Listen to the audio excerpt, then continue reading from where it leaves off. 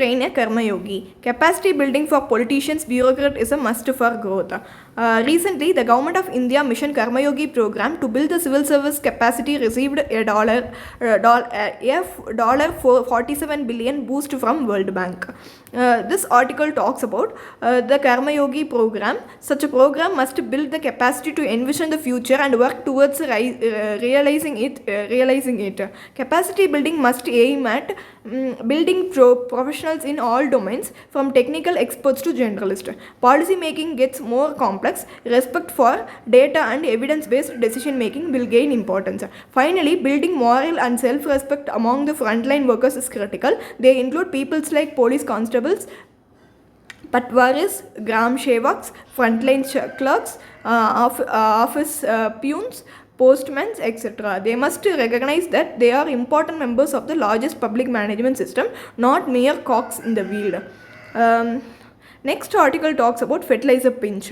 India cannot sustain current fertilizer import. It must cap its consumption of urea, DAP and MOP. No country has much area under farming as India. At 169.3 million hectare in 2019, its land used for crop cultivation was higher than that of US, that is 160.4 million hectare. China 135.7 million hectare, Russia 123.4 million hectare and Brazil 63.5 million hectare.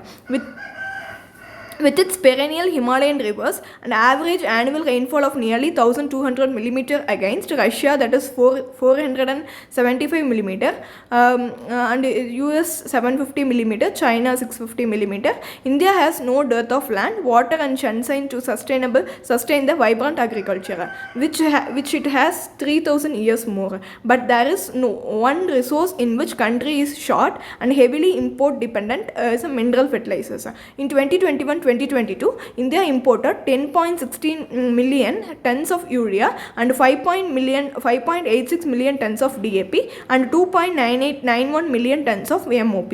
In 2021-2022, India also produced 25.07 million tons of urea and 4.2 million tons of DAP and 8.33 million tons of complex fertilizers like NPK, sulfur and in different ratios. 5.33 million tons of SSP, that is single superphosphate. The intermediaries or raw materials for the manufacture of these fertilizers were substantially imported. Taking urea, whose primary feedback is natural gas. There were two costs here. First is foreign exchange outgo. Imports are mostly from China, Oman, UAE, Egypt. China for urea, China, Saudi Arabia, Morocco for DAP, Belarus, Canada, Russia, Israel, Jordan for MOP, Qatar, US, UAE, Nigeria for LNG, Morocco, Jordan, Senegal, Tunisia for phosphoric acid, Saudi Arabia and Qatar for ammonia, Jordan, Morocco, Egypt and Togo for rock phosphate. Second cost, its fiscal. Fertilizers are not only imported, but Indian farmers also pay below what it costs to import or manufacture using imported inputs. The difference is paid as subsidies by government. What the bill was, 1,53,658.11 crore or $20.6 billion in 2021-2022, projected at 2,50,000 crore in this fiscal, that is 32 billion. Both costs are unsustainably high to bear for a mineral resource poor country. There was a time framers had to be incentivized to use chemical fertilizer for boosting crop yield. Today they have to be restrained from over application. Farmers should know India's import half of its natural gas requirement that will only go up, and hardly as mineable rock phosphate and potash are element sulfur reserves. There is a need first of all to cap or even reduce the consumption of high analysis fertilizers, particularly urea 46% nitrogen content, DAP 18% nitrogen and 46% phosphorus. MOP contains 60%. The one way to do is by incorporating urease and nitrification inhibition compounds in urea. These are basically chemicals that slow down the rate at which the urea is hydrolyzed, resulting in the production of ammonia gas, and it released into the atmosphere, nitrified, leading to below ground loss of nitrogen through leaching. By reducing ammonia volatilization and nitrate leaching, more nitrogen is made available to the crop, enabling farmers to harvest the same. Together with the products such as liquid nano urea, their ultra small particle size is conducive to easier absorption by the plants than the bulk fertilizers. And also it requires a certain push alongside popularizing high nutrient use efficient water soluble fertilizers, potassium nitrate, potassium sulfate, calcium nitrate, etc.